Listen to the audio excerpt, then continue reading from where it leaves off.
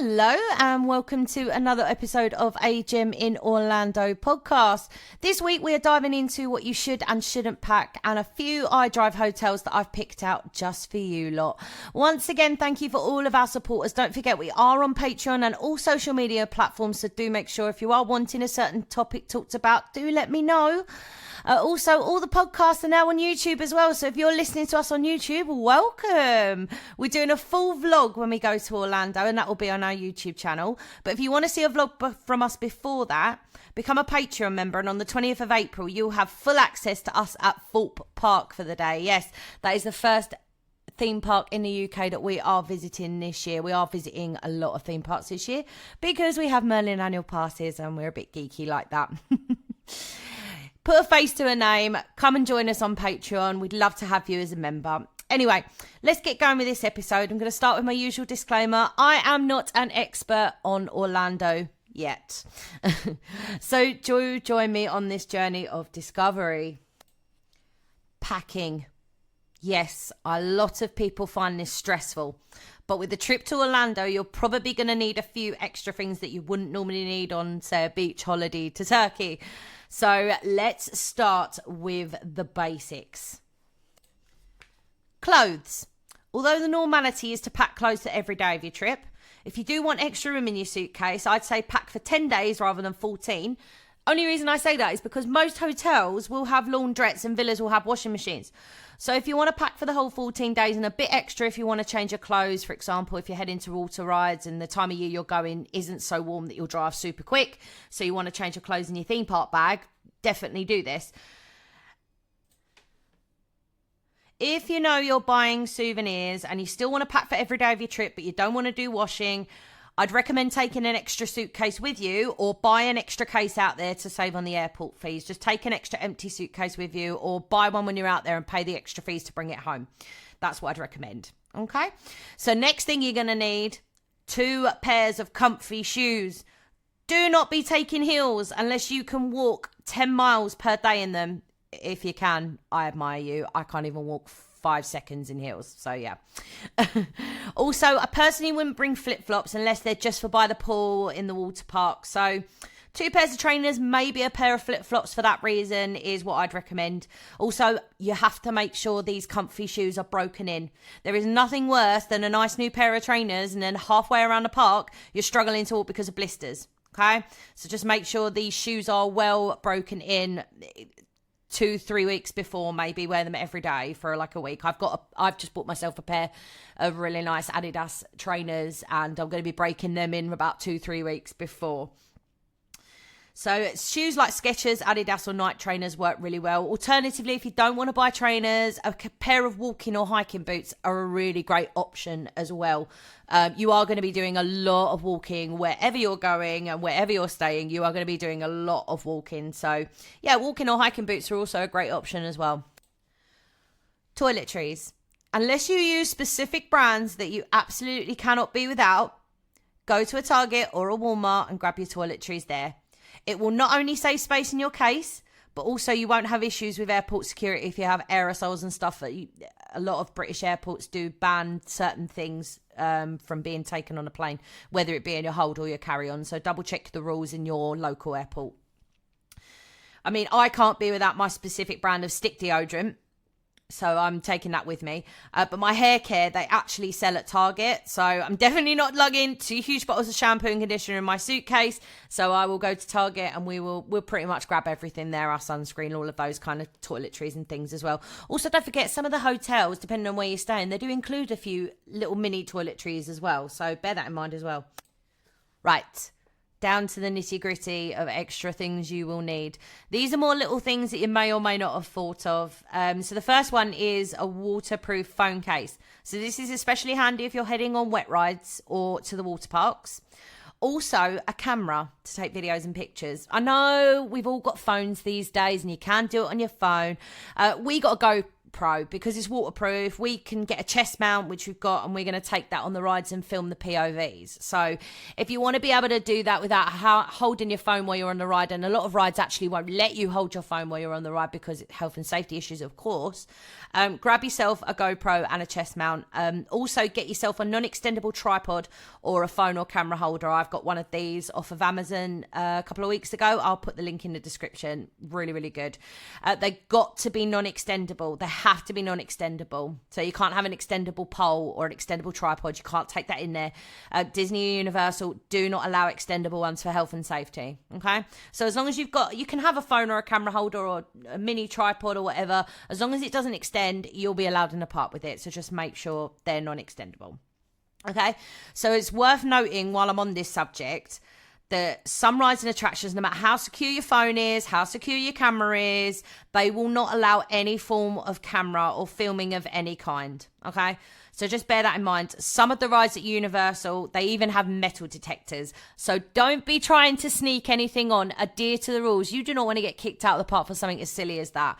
So it is for yours and other guest safety. So if you can't take your camera or your phone on the ride, they usually have free lockers that you can use before you get on the ride. So most of them are free. I think the larger ones are a couple of dollars, but yeah, the smaller ones are free. Next thing, a reusable water bottle for everyone. The parks have fountains and filling stations across most parks. There's no need to keep on buying $8 water bottles. And I'm not even joking. That's how much a bottle of water costs in Disney. $8. That's insane. That's about £6, I think, roughly, on the current currency exchange rate.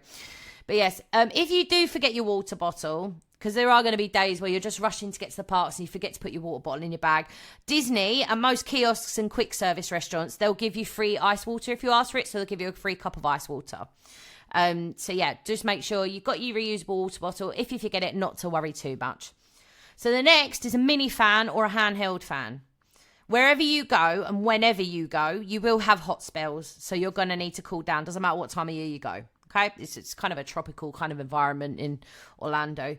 So alternatively, you can buy some of that cooling face mist as well. You know, the stuff that you spray on your face to cool you down. You can get that as well. Next up, a power bank.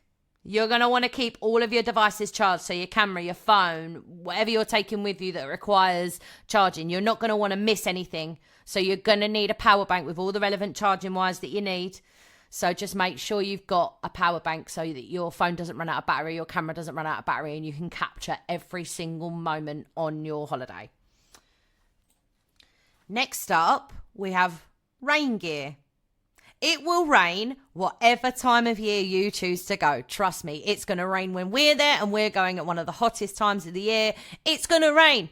That's what happens in Orlando, and the weather is so unpredictable as well. So also, just a quick side note, make sure you've got a weather app as well so you can keep an eye on the weather as well. So get yourself a cheap poncho or a wet weather jacket. I mean, I'd get it before you go. The rain gear in the parks are really expensive unless you want something themed. Like I know Disney do a lot of really cool windbreakers and things like that. Unless you want to get one of those, I'd get it over here because they are very, very, very expensive. You'll save yourself some money by planning ahead with this one. Okay. This next one may be a little bit obvious, but a backpack and a belt bag for the theme parks. I'll go over what to pack in these in just a moment, but they are really important. You should most definitely have those if you're theme parking all of your trips. So yeah, definitely grab those. An anti-chafe stick. Yes. If you're planning to wear those nice hot pants or short shorts, you're going to need this. I mean, I'm on the larger side and this helps me no end in the summer over here so I can wear dresses and short shorts and things like that. So if you feel like you need that kind of stuff, grab an anti-chafe stick. I'm definitely doing that. Okay. Next one. Fitbit or a fitness tracker. The reason I put this in there is because I actually have a Fitbit. And I absolutely love it, and it actually really keeps me motivated. And also, it's going to be really fun to see how many steps you've taken and stuff like that, and how many miles you've travelled as well. So grab one of those. I love my Fitbit, so I would fully recommend taking one of those as well. Mini first aid kit.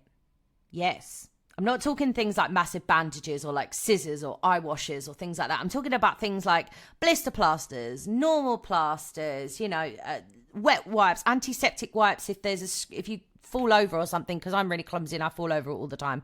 So like if you have a little scrape, you're going to want to disinfect that. So little mini first aid kit. Just make sure you've got that, because you never know when you're going to need something or something's going to happen. Finally, a reusable straw is a must.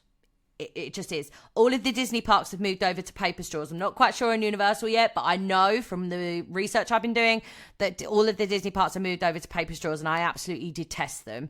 So I'm taking one. The paper straws can get really soggy, and especially if you're trying all the drinking around the world and stuff like that, and you're enjoying your drink on the way around, you're not just drinking it in one go, they are going to get more soggier. So I'd take a reusable straw as well. You can just wash them out in the fountains or in the bathrooms. So on to what you should pack in your theme park bag and your belt bag. Okay, so your belt bag, I would say keep all of the valuables in there, such as your cash, cards, park tickets, IDs, phones. I would keep, depending on how big it is, I would keep all of your valuables in there, because it's closer to your body than it is having your backpack on your back. So I feel that they're more safer. You are going to need cash, because tipping's a huge thing in Orlando and just the US in general. Everyone tips everybody. Okay, so you'll also, no matter how much over the drinking age you are, you're going to need your ID. Okay, you're going to need your passport, because I have heard that most places in the USA will only accept a passport as a form of acceptable ID for tourists. And also just bear in mind, it's not like us where we have if you look under 25, you get asked for ID. They actually ID everyone. It's quite common for them to ID maybe someone who's like 40 or 50 and clearly over the drinking age of 21. But they do tend to ID everyone for alcohol and cigarettes. So just make sure you've got your passport with you at all times. Unless you really don't need it, leave it in the safe. In your backpack, your main things are going to be your water bottles, reusable straws, rain gear, power banks, and your charging wires, your fans, etc., that kind of stuff. With the electronics, I'd make sure you've got your waterproof phone case, but also for your other electronics, so like your charging wires, your power banks, your camera, all of that kind of stuff, so they don't get wet, or if it rains, or if you're on water rides. Ziploc bags, you know those sandwich bag things? I think in America they call them Ziploc bags, but I think we just call them sandwich bags over here. Get some sandwich bags, because they're a really great cheap options as well. Also, you can take your own snacks into the parks. This is a really common misconception with over there, though. Everyone thinks that you go over there and you have to go in there and you have to eat the food, and a lot of people will actually want to eat and try all the different foods out there, because Disney, trust me, there is so much food and so many snacks that I want to try. But you just bear in mind, you can take your own snacks into the park. You can't take coolers into the park, but you can take things like crisps or like something that won't melt in the heat. So don't take chocolate, that's not a good idea. Nothing that's perishable. I'd say just like crisps, little bits like that, granola bars, that kind of stuff. Like just pop that in your bag, because that might keep you going, rather than you having to spend like $6 on a snack later on in the park. So also don't forget your sun cream, your sunglasses, and a change of clothes if you're going on wet rides and you want to be able to change. We're probably not going to take a change of clothes. As I say, we're going at one of the hottest times of the year and we'll probably dry off in 5 minutes. But if you are going, say, like January, and you're not going to dry off as quick, definitely take a change of clothes in your backpack. So those are my tips for planning your packing, and hopefully it's made things easier for you all. If you do have any more questions, tweet me, I don't know, get in contact with me on all the social media platforms and I'll help you out, no problem. Now we're going to move on to my favourite picks for iDrive hotels in Orlando. So the first honourable mention is, of course, the one we are staying at, which is the Avanti Palms Resort. So it's not to be confused with the Avanti International Resort, which is a little bit further down in the middle of iDrive. This is the Avanti Palms Resort. So it's situated close to the Universal end of iDrive. It's recently, in the last couple of years, had a bit of a refurbishment. So the interior looks really lovely. The pool's been revamped. You get really good views of the big volcano at Volcano Bay, which we were really excited about when we saw that. And it's only a 30-minute walk. Yes, walk from Universal Studios. So you can walk to Universal City Walk and go out for the night and come back. Yeah, that's what we're planning on doing. So they've also got shuttle services to Disney and other attractions as well. Now the rooms, they aren't anything special, but you do have your usual, your safe, your mini fridge, aircon as standard. I mean, looking at the rooms, they haven't had the same refurbishment as the lobby. I'm sure they'll get around to that. The other areas have had refurbishment, so I'm sure they'll get around to refurbishing the rooms as well. So, I mean, to be perfectly honest, if you're like us and you want somewhere to just rest your head, store your milk and cereal, yes, we are going to be having cereal most days for breakfast. We're not going to eat out every morning for breakfast. So that's a good tip, actually. I actually got that tip from my best friend. They actually had just literally ate cereal most of the time when they were there, and it just got them a little bit of energy to get on with the day as well. So yeah, so if you just want somewhere to rest your head, store your milk and cereal, and a nice pool for your rest day, I mean, this will be perfect for you. It's perfect for us as well. It's a really good price as well. So yeah, also they do have laundrettes as well. So if you are taking my advice on packing, you can wash your clothes. It is only self-laundry. There's no laundry service. You have to do it yourself, but that's fine. So the cons, however, there is a $12 per room per day resort fee, but it does cover a lot of things. It covers free parking if you're driving, the shuttles to the attractions, and Wi-Fi, amongst a lot of other things as well. Also, just a side note, the shuttles do have to be pre-booked and they do only run at certain times. So if you're wanting to spend a full day in a Disney park, they don't run very late. I mean, but apart from those things, it's a really good value for money hotel. I mean, for our flights and accommodation, it cost us £1,000 a person. It was insane. I mean, the park tickets were more than the flights and accommodation and the transfers, so it's crazy. This is also a Universal partner hotel as well. So you get, if you're a Universal partner hotel, you don't get like an express pass, you don't get like early park admission or anything like that, but you do get discounts on food and drink and merchandise as well. So just bear that in mind if you're wanting to spend most of your time in Universal. Right, the next on my list is the Embassy Suites by Hilton. So that's got 4 out of 5 on TripAdvisor. So these are like premium suites.